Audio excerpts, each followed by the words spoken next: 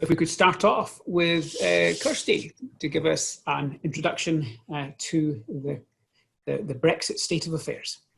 Okay, great. Thanks very much for that, Mure. I moderated my first Zoom webinar the other day, so I'm glad I'm not the only one who's so belatedly, it feels, has done it for the first time. And thank you too for those kind words on the Scottish Centre on European Relations. We've suspended our activities, but we hope perhaps to start again in the autumn.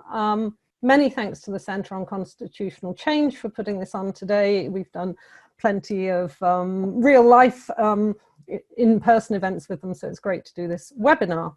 I want to really say something brief by way of introduction and starting point about the politics of Brexit. As Mure just said, it's really been rather overtaken inevitably and unsurprisingly by the COVID crisis. And then I want to talk about the state of the talks and what I think is going on, and are we going to get to a deal or no deal, and what is the implications of either of those, and then I shall conclude with just a few words about the considerable uncertainty we face politically, economically, socially, health-wise, everything really at the moment.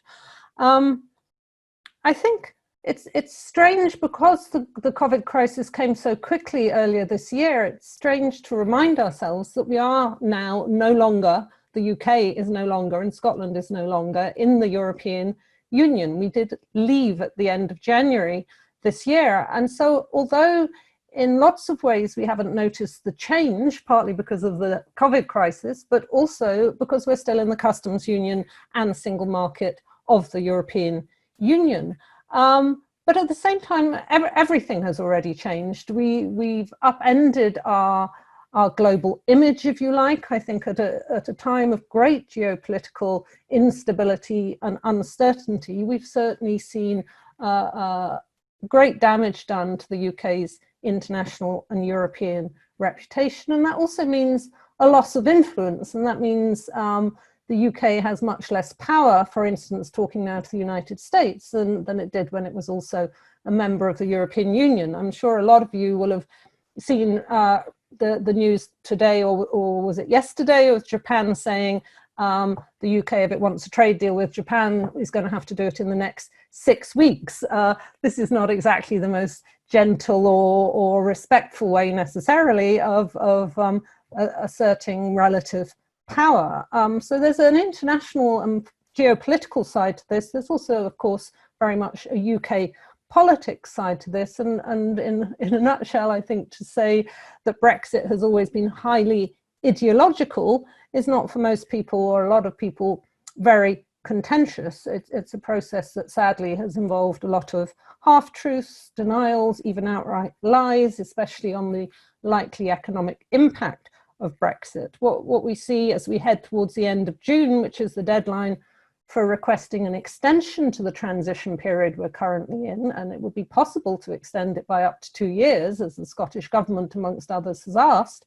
But the Boris Johnson government has insisted that that won't happen, even though we don't have a deal yet on the future UK-EU relationship, and even though we know we're already suffering very serious effects economically and in other ways of the COVID crisis. As far as the UK government's relationship with Scotland during this entire Brexit process, and of course we're just a day over 4 years since the vote, I would say it's been a rather deliberate politics of disregard. I think there's been a continuity of that disregard from the Theresa May to the Boris Johnson governments. There's been a lack of engagement on the various proposals made throughout the last 4 years by the Scottish Government on the single market, on migration, on a whole range of issues.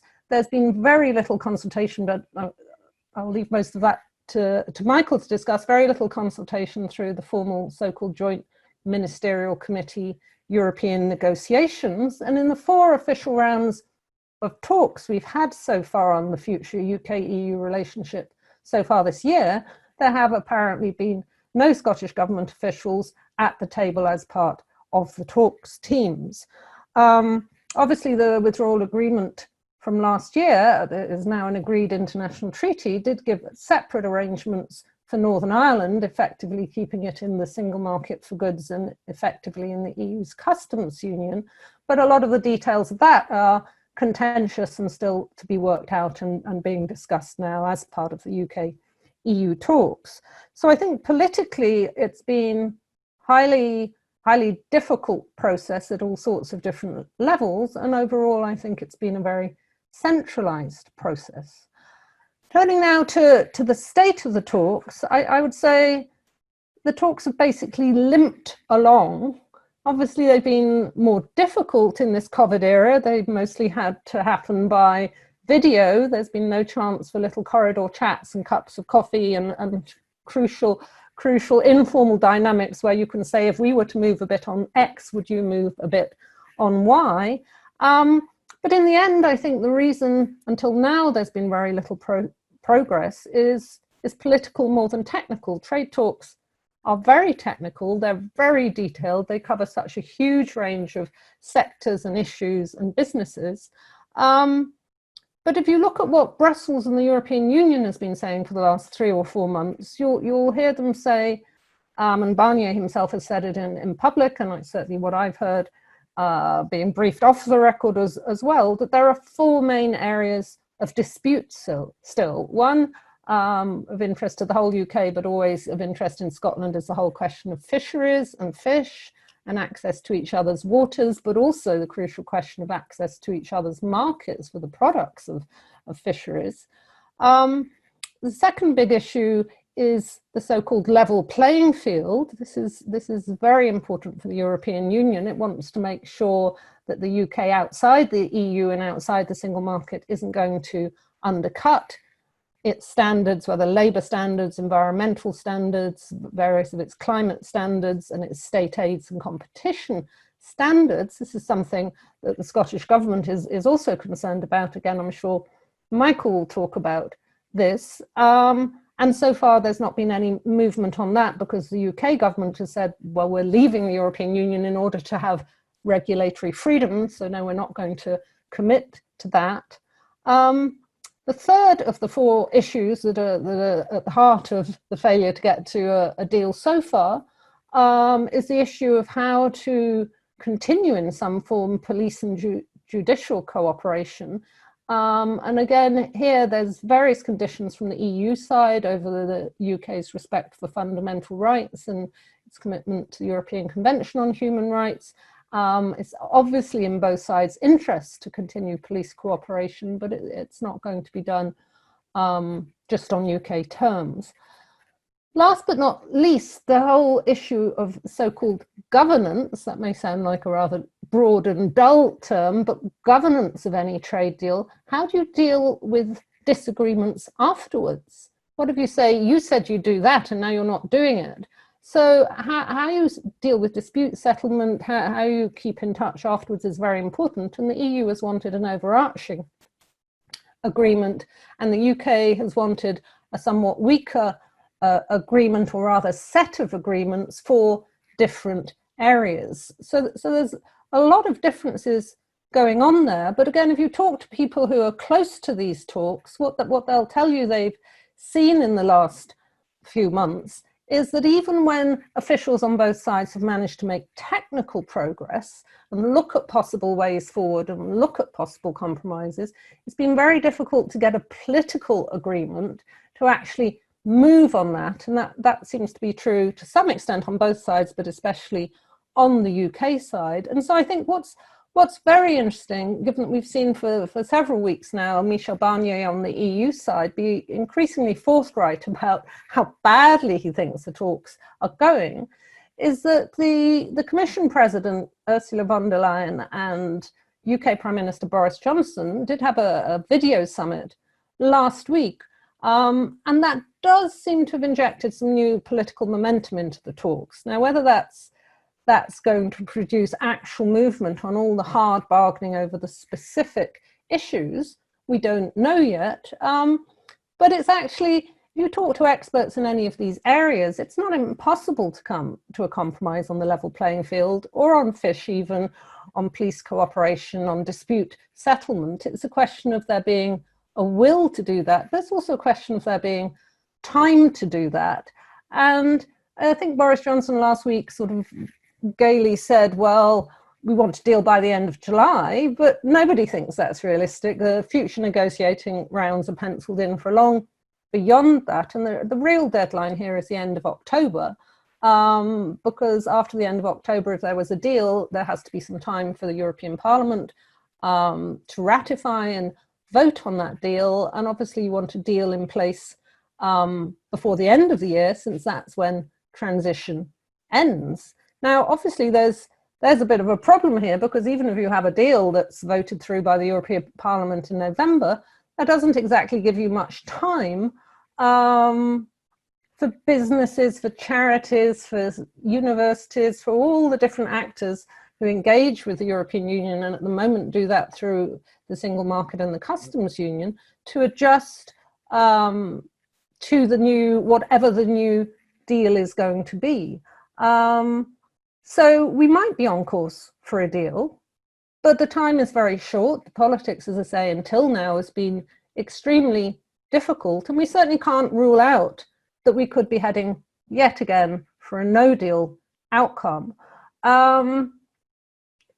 And it's very difficult to plan for either of these things. The no-deal outcome, there was planning both at UK and Scottish government level for that a year ago, before the withdrawal agreement deal was done last autumn. But it will be a somewhat different no deal if we end up with no deal this time, because the withdrawal agreement will still be in place. So the deal for Northern Ireland will still be in place. The settlement scheme for EU citizens in the UK will still be in place, and the Northern Ireland deal will still be in place. But I think if we look at the implications for the UK economy and for the Scottish economy, whether there's a no deal, which would be the most disruptive, we'd be trading on so-called WTO terms, or whether there's a very basic free trade agreement, which is what I'm saying I think is slightly more likely that we will get to that, it's going to be a huge change. It's going to be very damaging economically. If you look at some of the estimates of the economic impact of Brexit, there are already economic impacts of Brexit, even though we've not left the single market and customs union. Bloomberg estimated recently that by the end of 2020, that would amount to about £200 billion of economic lost growth, almost as much as the UK's 47 years of budget contributions to the European Union. And both the Scottish and UK governments have done estimates of how much growth will be lessened by going for a basic free trade deal that will leave many customs and regulatory barriers in place. So I think there's no avoiding, in whichever scenario we end up, deal or no deal, there's no avoiding the economic harm from Brexit. And of course, that is now going to combine in a way that no one would have imagined a year or two ago. That economic damage is going to combine with the fact that the OECD is predicting the UK will have a recession out of the corona lockdown of at least a dip in GDP of over -11%, and more if there's a second wave. So this is going to be much more damaging than we've thought, and it doesn't look like there's any positive trade-offs, the sort of things businesses and universities or schools or cultural sector have to do to try and adapt and survive through the COVID recession are different to the sorts of things they'll have to do to adjust to border regulations, to lack of access for services to the EU single market, and so on and so forth. So it is, as I said at the start, it's quite extraordinary, I think, that in such a situation there is no extension of transition, but that does seem to be what we're heading for. And I think where I'd like to maybe bring that to a conclusion is to saying just a little bit more on that uncertainty. I think, I've been following Brexit for the last 5 years or so. I know the vote was only 4 years ago, but there was a lot of discussion in the run-up to the referendum about whether it would be a remain or leave vote and what the implications would be. But one of the defining characteristics of Brexit has been uncertainty. And I think this links again to what I said at the start. Brexit has been a very ideological, exceptional, global Britain idea, rather than a specific proposal of the type of Brexit we were going to have. And I think where we are now is we can see we're having a very hard Brexit, whether with a free trade deal or no deal, but we still don't know the detail of that. And you may have seen again in the papers recently the fact that we're about to get a big publicity campaign from the UK government on what everybody has to do who's connected in any way with the direct or indirect impacts of Brexit, that's most of us, what people have to do to prepare for the end of transition finally coming at the end of this year. But of course, there's a huge problem here. How do you prepare for something if you don't yet know what it is? So if we're not going to have this free trade agreement till the end of October, whether you're a university trying to bring in EU students or send your students abroad to EU universities, or you're a small or a large business, actually, it's no good having apparently a nudge campaign from the UK government in July and August, and then what they're inappropriately calling a shock and awe campaign from September to November, if we still won't know what we're adjusting to. So this is a kind of, it's wrong to call it a farce because it's very serious, but the uncertainty is huge. And then you add that to the uncertainty of how deep the COVID-19 recession is going to be, how hard it's going to be to come back out of that, how businesses try to adjust, how they try to survive. It's not only businesses, it's charities, it's educational bodies, it's cultural bodies, it's all of us. So we've got a double uncertainty going on here, and yet we seem to be heading nonetheless to the second phase of Brexit. Phase 1 at the end of January, we left, and phase 2 at the end of December, we're leaving the single market and customs union. And I'm afraid there is nothing positive I can say to you about that. It's going to be economically damaging, and the uncertainty is going to continue at least until October. Thank you very much indeed, Kirsty. If I can turn now to, oops, sorry, my video hasn't. If I can turn now to Michael to carry the debate on. Thanks, Mure. My task here is to talk about the role of the devolved governments in all of this and the impact on the devolved nations. Just starting off with where Kirsty ended there, there's a big difference between the UK government and the EU about the whole nature of the future relationship. The EU is going on the basis of the political declaration of last year, which said there would be an association, there would be a broad partnership, there would be a governance structure, there would be a level playing field. Recently, the UK government has been suggesting it just wants bits and pieces of individual trade deals, a bit of Canada, a bit of Japan, without a broad overall structure. And that means that there is a broad difference of principle. They're starting from very different starting points in the negotiations. And following from that, then there are all kinds of detailed difficulties that Kirsty has referred to. Now, the position of Scotland and Wales, and I'll come to Northern Ireland in a minute, the position of Scottish and Welsh governments in relation to all of this is that they would like to see a closer relationship than the UK government is envisaging. They're very keen on these level playing field provisions, which would ensure that there's no race to the bottom, there's no lowering of regulatory standards to get an advantage. They themselves are saying they rather like European regulations across environment, agriculture, various other fields that belong within the devolved competence, and indeed suggesting that even if the UK were not to accept this regulatory alignment with the EU, they themselves might use devolved powers in order to do this. Now, that might create problems with the rest of the UK, but the Welsh government says it will choose sometimes to align with the European Union where it wants to. The Scottish government's gone a bit further and said it's thinking of bringing forward a bill to allow it to remain in dynamic alignment. So in other words, where Europe changes its regulations, Scotland would update its regulations. Now that could cause problems down the road if the UK is thinking of pulling away from the EU regulatory framework. and Scotland and Wales want in some way or another to try and remain within those frameworks.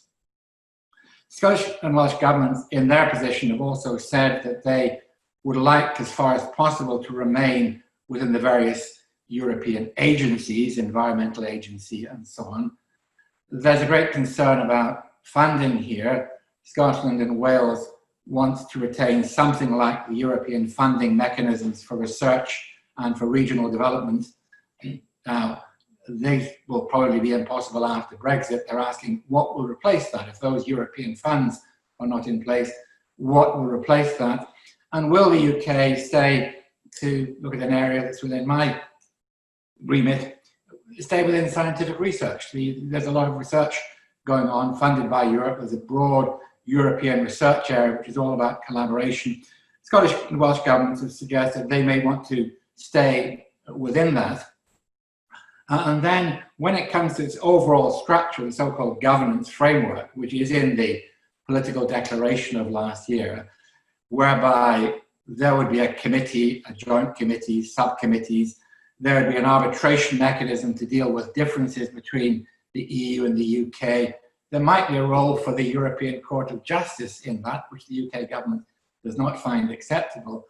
The UK government has been backing away from that and said, no, we'll have a lot of separate little deals. We won't have an overall structure. Now, that's a big difference when it comes to the nature of the future relationship.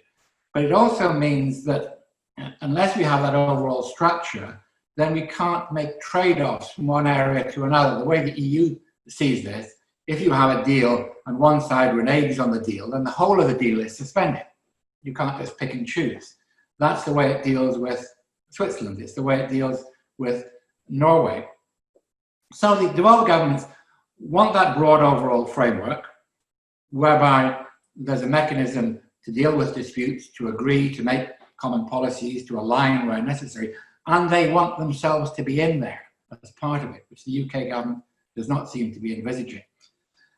The other big area of dispute and negotiation, and this has been going on ever since the Brexit vote, concerns the working of the UK itself and the kind of frameworks we have within the UK to replace those European frameworks in matters like agricultural regulation, environment regulation, aid for industries, agricultural spending, and so on. And the general agreement amongst all governments across the UK that if the EU is not providing common frameworks, then there's got to be something at the UK level, because you can't have individual nations deciding on what their environmental regulations are, because they affect everybody else. So you can't have one government giving subsidies for one thing and the other governments giving it for something else, because that would upset the level playing field within the United Kingdom. So there's been a discussion going on for the last 3 or 4 years about how that could be managed. In principle, everybody's saying, yes, if we don't have the European frameworks, we need some UK-wide frameworks, but less agreement on how they would work. Would these be legislative? Would they be laid down by the UK Parliament, or would they be negotiated? There's a lot of work going on at civil service level, at technical level, a lot of progress being made there, but the political commitment is not really there to decide how that will be dealt with as a political matter. And then there's another big issue that still hasn't been resolved, which is the nature of the UK internal market. Now, this is a very vague principle, but it's a very important principle in the European Union. The internal market is a dynamic principle that says there should be no obstacles to trade in goods or services or public procurement in a very, very broad sense. And all kinds of things fall into this. We had the case a few years ago, minimum pricing of alcohol in Scotland, which eventually was challenged as violating the EU's internal market. Eventually the court knocked it back and minimum pricing came in. But there was an argument that went on for 2 or 3 years about what the EU internal market really involves and how much uniformity you have to have. So the UK government is saying, well, maybe we'll have to have some provisions to have a uniform internal market for the United Kingdom, but what would that consist of? And so far there's been no agreement about that. It could be a very centralizing measure. It could end up taking power back to Westminster, or maybe it's not going to be important at all. And that seems to me from what I've heard of this and been involved in this, that discussion has really been going nowhere. And with all the discussions about the withdrawal agreement and the future relationship, that really seems to have been left aside. The Northern Ireland issue is a critical one, of course. This held up the withdrawal agreement for a very long time. Eventually, we got the current version of the Northern Ireland Protocol, which essentially says that Northern Ireland should be within the EU customs territory. That's not the wording, but that's what it amounts to. And it should be in the UK customs territory at the same time, so as to keep open the borders with both the rest of Ireland and the United Kingdom, and that it should be largely within the EU regulatory framework on things like agriculture, aid to industry, environmental policy, and so on, while at the same time meeting British regulations and British standards. That becomes very, very complicated. There are all kinds of rules about what happens to goods passing through Northern Ireland and back out the other side of it again. But essentially it means that Northern Ireland has to remain in dual alignment, and it means that there will be a border in the Irish Sea, as it's called. That is, there will be checks on goods going between the United Kingdom and Northern Ireland, and the two sides have been very far apart on what that actually implies. The EU saying, we don't want to open a hole in the EU's internal market. We don't want opportunities for smuggling, because the border between the two sides of Ireland will be kept open, and things could come across there uncontrolled unless we have some kind of border between Northern Ireland and the United Kingdom. So the interpretation of the UK government is that this will involve very light controls and don't worry about it. The concern of the EU is, well, that's not good enough and we need something stricter than that. And then what would happen if the UK and the EU start diverging in their regulations, and Northern Ireland is subject to both sets of regulations? It really does get very complicated. Finally, I said something about fisheries because it is very important for Scotland.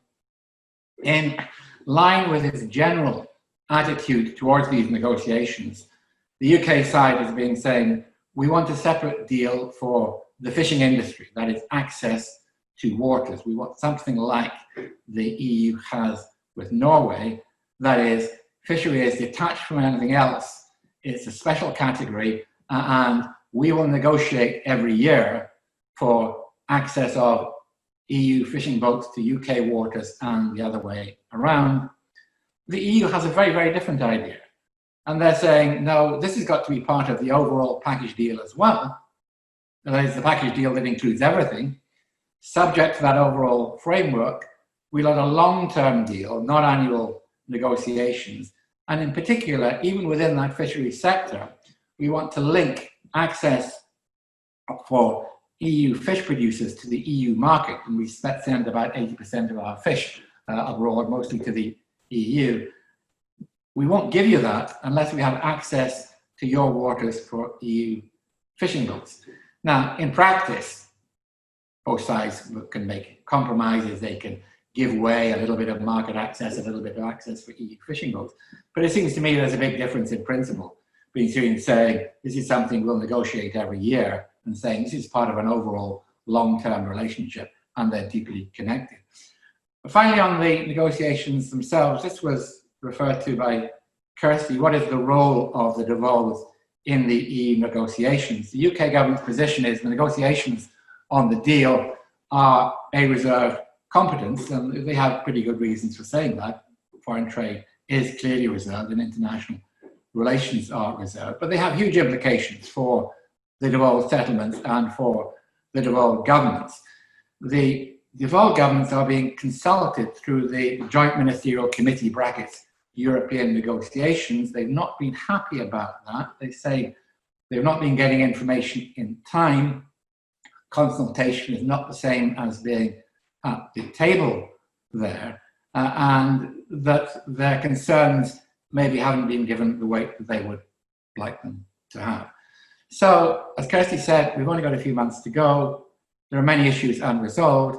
The two sides seem to be coming from different places. Yes, there's scope for compromise, but they're starting from quite different premises. And the position of the devolved nations just complicates the matters even further. Huge amount of uncertainty and very little time to go. Thank you very much indeed. Now we have a question and answer session, so please put questions in the Q&A box on your screen. We have a few that were submitted in advance, and I apologise, we won't be able to get all of them. But the first one I have here is about the point that Michael just ended on of the involvement or otherwise of the devolved administrations in the talks.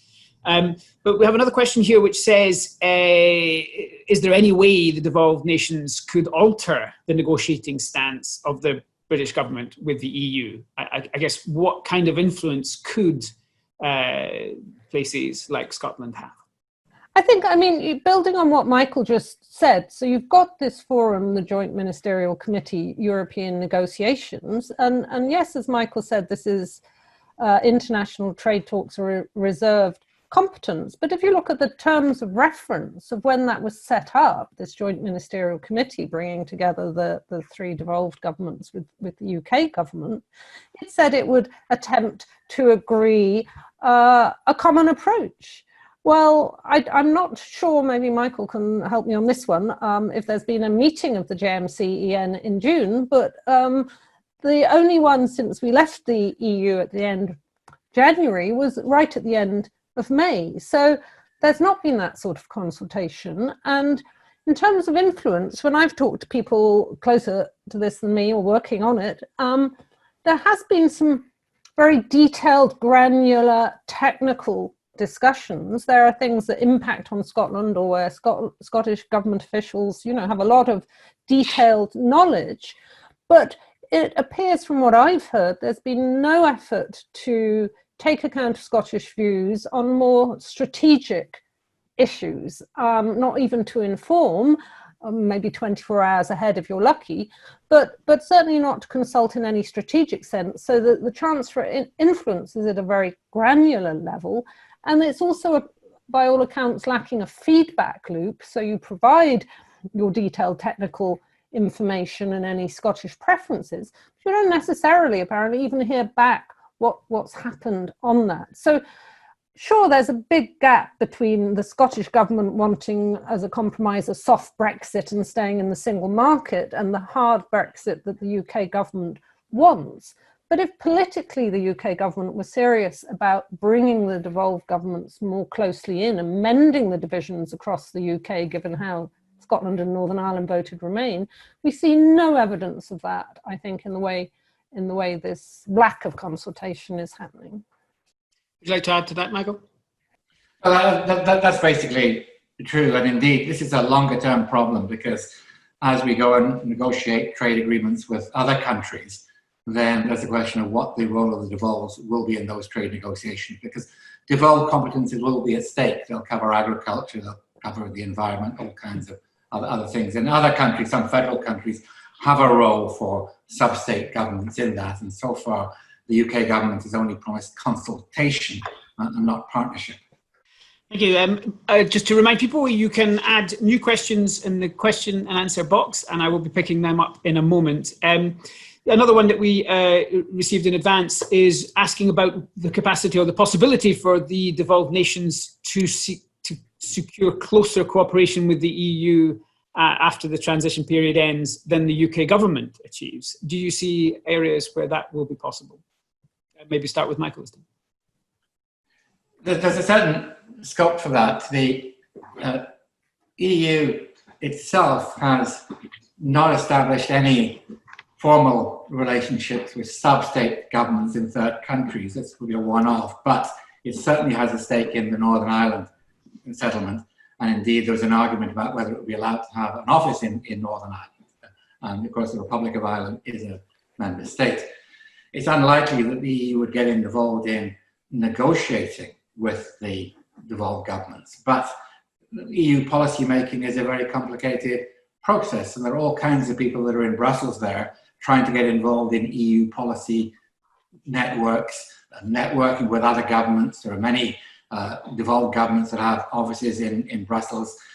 There's lobbying, they can bring together proposals, they can talk to other governments. They're talking about dynamic alignment, staying in alignment with EU regulations on their own, That doesn't mean they wouldn't have any impact into the making of those regulations, but once again, they can be in Brussels there, they can find out what is going on. So at one level, yes, and I'm sure they will try to do that. They'll try to stay on the inside of some of these European networks, but in a formal sense, that will be very difficult. It will be very difficult for them to be involved because they won't be in the room when these European decisions are being made. Yeah, I agree with everything Michael's said. I think the only thing I would add is, because Scotland is now already a sub-state of a third country outside the European Union, to try and have influence on things where it wants to stay aligned to the EU or still cooperate with the EU, and there's certainly still going to be plenty of European networks and relationships, cultural, educational, business, and so on. But if it wants to actually influence EU policy, it's going to have to work much harder for less influence. But having faced up to that rather tough one, there are things it can do, and at the moment we're fortunate. We still, for instance, have a European Parliament office in Edinburgh. It's not decided whether that's going to carry on indefinitely, but at the moment we do. Though we've lost the European Commission office in Edinburgh. I did a report on this. You'll find it on the SCER website in March. But if you look at the small countries within the EU, they're at the table, but nonetheless they do a lot of informal and behind the scenes lobbying, as do third countries, as do even sub-states of third countries outside the EU. So there's a lot that can be done, but none of it is straightforward. And for instance, this idea that was touted around a couple of weeks ago, could the transition period be extended for Scotland only? I mean, no, the withdrawal agreement doesn't allow for that. So there's also a lot of constraints on what can be done. Thank you. We have a question from Patrick in the audience who asks about the fishing issue and what the Scottish government stance is in the negotiations. Obviously, however big an issue it is for Westminster, it could arguably be a bigger one for Scotland. What does Scotland say it wants? Either of you take that one on. Michael, do you want to go first? No, about that one, because the Scottish Government, frankly, is caught on the fisheries one, because the common fisheries policy is not popular with Scottish fishing. And the position of the Scottish Government for a long time is it would like to reform the common fisheries policy. It would like to have more local management. It has been reformed, I should say, over the years, but the government has been no great fan of the common fisheries policy. On the other hand, Scotland does export an awful lot of fish to Europe, and it's highly dependent. We also import a lot of fish on Europe. So they're cognizant of the need to get a deal with Europe on this. It is much more important for Scotland than it is for England. So getting that right, that balance between access to waters and selling your fish is critically important for the Scottish Government, and they're worried that it may not be a sufficiently high priority for the UK. Thank you. Rachel Minto from Cardiff University is asking about the opportunities in Scotland's future relationship with the EU. And this is a point that Kirsty was addressing a moment ago about the possibilities, the opportunities, and potentially the constraints for Scotland as a former EU region. Do you see any specific areas where the Scottish Government could, in the early days after the transition period, establish a kind of a useful but different relationship with the EU? I think it's a very important question. As I said in my earlier answer, we're still, Scotland and the UK, we're still a European country and a European state. Even if we're not in the European Union, we will still have all sorts of ties and links. And for instance, on the hugely important issue of climate change, how can we still communicate with and be part of European discussions in some broader sense on what is best practice on moving to net zero, or what is best practice on wind power or wave power, or areas where in some areas Scotland is particularly advanced. So I think finding all the possible channels, both of communication, of sharing best practice, of learning. I think there's a very interesting question on environment in particular, as Michael was explaining. The Scottish Government's brought forward a a draft bill to try and say it will stay in alignment with EU laws. We'll see how that works out in the UK context. But if it wants to stay in dynamic alignment, how is it going to have communication with the European Commission on those laws and on whether it's getting it right? So the EU may not normally have formal relations with a third country substate, but there's lots of stuff here where there's going to have to be some creativity and flexibility.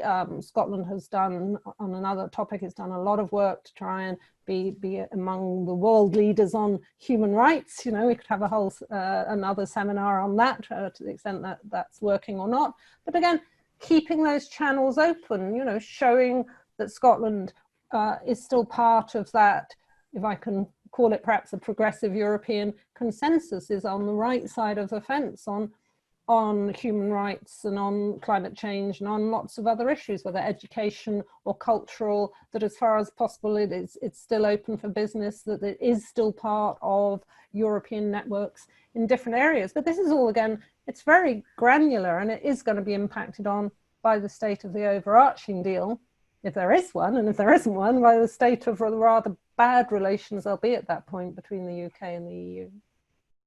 Did you want to add to that, Mike? No. Actually, I should say that Rachel herself is doing some very good work in this field. Yeah, I'm right. Yeah, I just add to that it's not just government here. We're talking about local government, we're talking about civil society, we're talking about universities, schools, educational linkages. These are all important, and they don't necessarily depend on being part of the EU. In the research area, for example, the non-EU countries are part of that. That is critically important. Just because, as Kirsty was saying, a lot more work, because we won't get invited to the same places that we were invited in the past. But there's no reason why we shouldn't provide leadership, policy learning, policy exchanges, working with other governments, whether they're sovereign governments or sub-state governments, to try and change the climate of ideas across Europe. Just to add to that, there seems to be doubt about whether the UK government would be willing to negotiate with the EU for Scotland or other devolved nations to remain part of programmes such as Erasmus+. Is there any reason that you can see why the UK government should be unwilling to take on that? Or is it just a matter of not wanting to complicate the negotiations? Well, I suppose, I don't know. You'd have to talk to them. I suppose that's complicating the negotiations. It's part of a broader package. It's part of a trade-off. If they want to hold that back because it's a trade-off against something else, then that's up to them. But these areas are devolved. And in principle, I don't see any reason why Scotland should not be part of those kind of networks, even if the UK government decides that it's not going to be. We have a question from Euromove Scotland, which asks, in your opinion, what's the root cause of the lack of political impetus in progressing a deal? Is it A, lack of trust in the other party, B, a gambit to see who blinks first, or C, from the UK point of view, an ideological preference for no deal or something else? Do you want to kick off on that one, Kirsty? Thanks. I think there is certainly a lack of trust, and I think the lack of trust goes particularly from the EU towards the UK. We saw Michel Barnier, the chief negotiator for the EU side, expressing great frustration a couple of weeks ago. I think Michael referenced this in his introduction, that Boris Johnson and the UK government agreed a political declaration last year to set out the structure, you know, the headings for any future trade deal, and then reneged on that. Now, yes, it was a declaration, not an international treaty, but it's not encouraging the EU to go for vague formulations in any agreement with the UK. So I think that's part of the problem. There is obviously an ideological strand within both the government and the backbenchers that would prefer a no deal. But I never thought, either last year when we were talking about a no deal in a sense of not even a withdrawal agreement, and this year, I never thought that was necessarily Boris Johnson's preference. I think it's been extraordinary, the extent of the disregard to the interests of UK business through this process.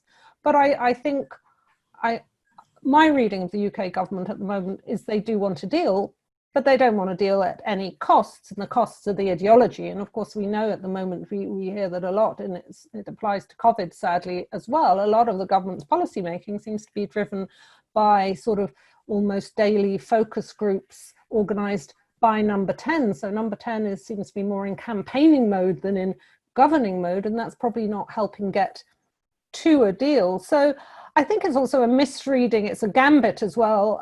It is a misreading of Brussels and of how you do trade negotiations. It's believing the government's and Boris Johnson's own self-delusions from last autumn that Brussels capitulated at the last minute, rather than that the UK went along with an earlier suggestion of the European Union.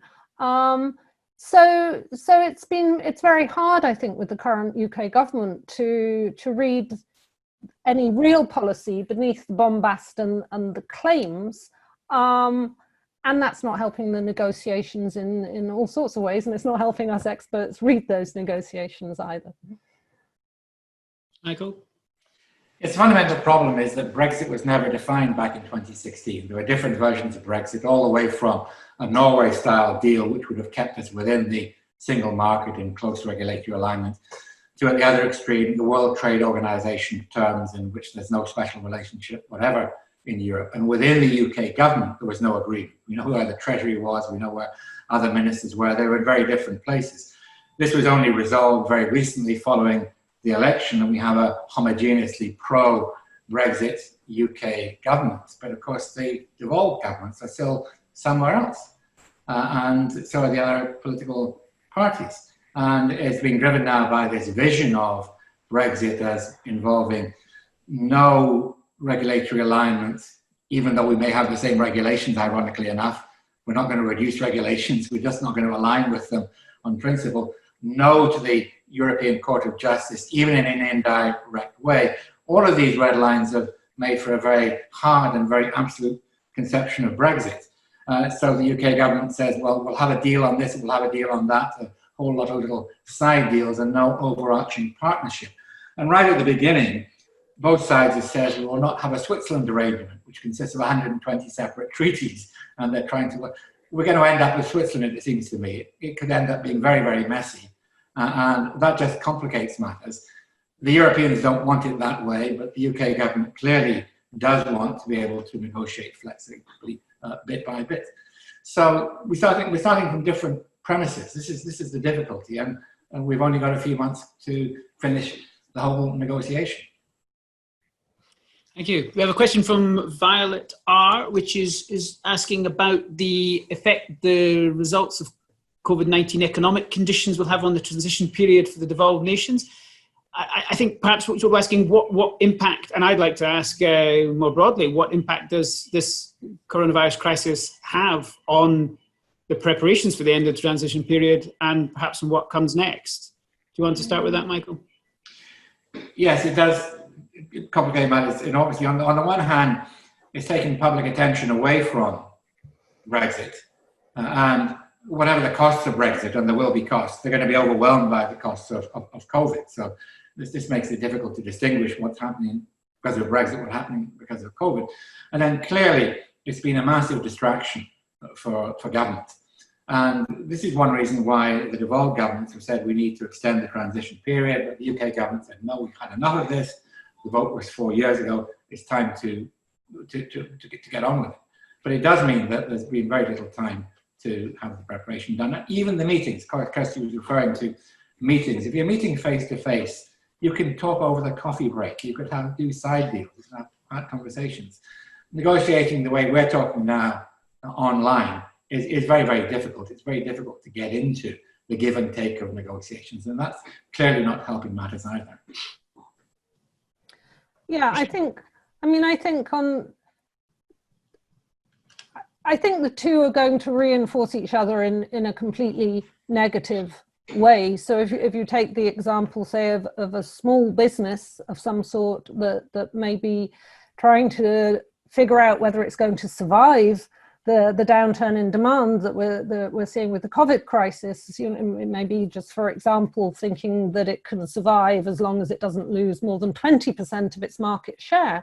If it's trying to adjust to that, adjust to all the distancing and other health rules it will have to follow, and then it suddenly gets the start of this government PR campaign from next month that says, oh, you've got to start learning how to do your customs forms, or you've got to check out whether you can still supply services to Slovakia or France or whatever, because we saw this in some of the no deal advice from the UK government a year ago. If you looked at its no deal advice on different areas, it was actually extremely limited. So the idea that small businesses or even large businesses are going to have the resources to deal with that, it's going to create more business failures, I think, and it's going to increase unemployment. And you face the same issue within government. I mean, within the Scottish government, there was a coordination group, or there probably still is that group of officials on Brexit, but some of the officials in that, as I understand it, were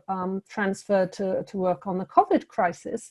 But because we're now facing either a very basic free trade deal or even no deal again, some of those staff resources are going to have to shift back. You know, we have finite civil servant numbers, we have finite politicians' numbers and hours in a day. And as I said earlier, there's no positive way where these two things overlap that I can see. There's not things where what you have to do to try and adapt to the COVID challenges are the same as what you have to do to try and adapt to the Brexit challenges. So, and any logical approach would have extended transition, but the government is choosing ideology and campaigning over logic on that one.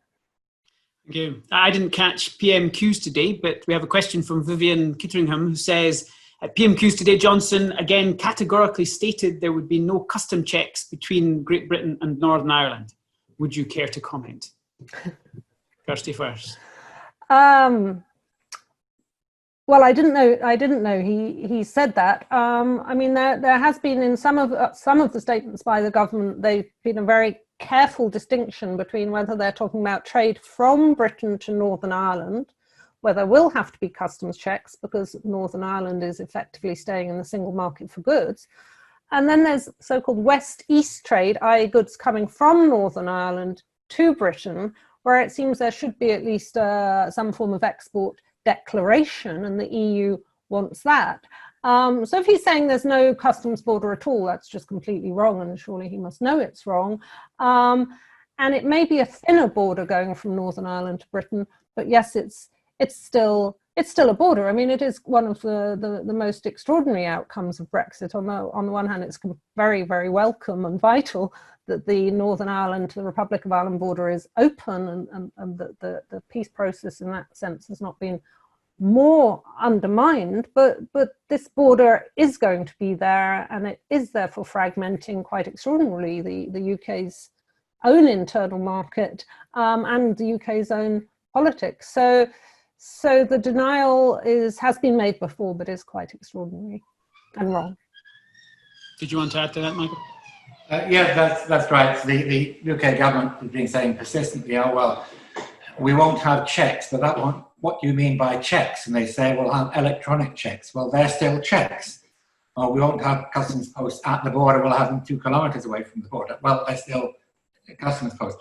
Clearly, the EU has said we will protect our internal market. We will not let things come from Great Britain into the Irish Republic via Northern Ireland without checking them, because anything could come in there. So there will be. Goods coming directly between GB and Northern Ireland and not going anywhere else, these will be free of any regulatory requirements or any customs duty, but you've got to check whether they actually are going to be staying within Northern Ireland or not. So there's got to be some way of monitoring what's happening to all of these traffic, otherwise it just won't work. And I'm being reminded, and unfortunately we have run out of time. I had left one of the questions submitted in advance for the final one, which was talking about the increase in interest in independence in Wales. And of course we had the poll recently showing a majority support for independence in Scotland. So we were going to ask you whether you think that coronavirus and a no-deal end to the transition period could lead to an end to the UK. But if you want to answer that in 20 seconds each, I'm sure everybody will be very grateful. Okay, I'll go first, 20 seconds. I mean, I think Brexit has always had the possibility of speeding up or adding to pressures for a breakup of the UK, including looking at Northern Ireland as well as Scotland. I think COVID adds to that, but possibly detracts from that as well. We've obviously seen a divergence between London and the devolved governments. On the other hand, we're facing a massive economic crisis, and there's always been a head and heart thing, politics and economics of independence. And so exactly how that works out is, I think, a key question to watch in the coming months and years. Michael. There has been a move towards more support for Scottish independence. There's been an increase in support for independence in Wales, and there's been an increase in support for the reunification of Ireland, but it's not huge and it's not decisive as yet.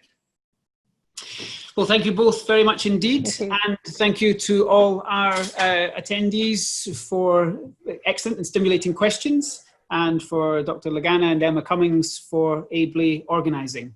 I'm not sure exactly how I should sign off, but I'll just say farewell.